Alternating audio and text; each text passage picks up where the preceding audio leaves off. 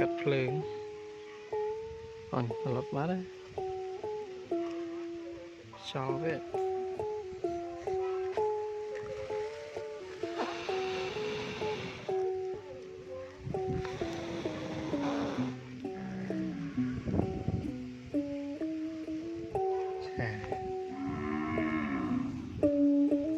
ឡើងដុតអង្កាមយកទៅជី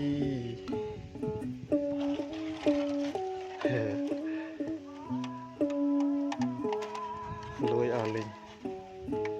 ពុកអស់លេងប្រើយូរហើយ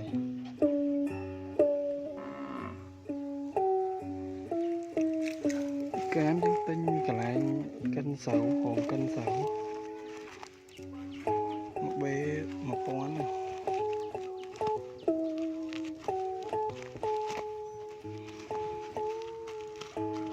ហើយខាងបាក់ស្អាតភ្លើងកាត់ហើយ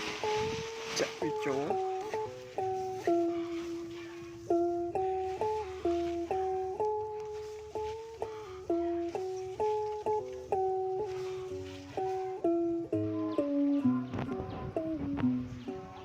រត់យើងដាក់វាអញ្ចឹងអាកំប៉ុងហ្នឹងវាមានខ្យល់អញ្ចឹងมันឆាល្អ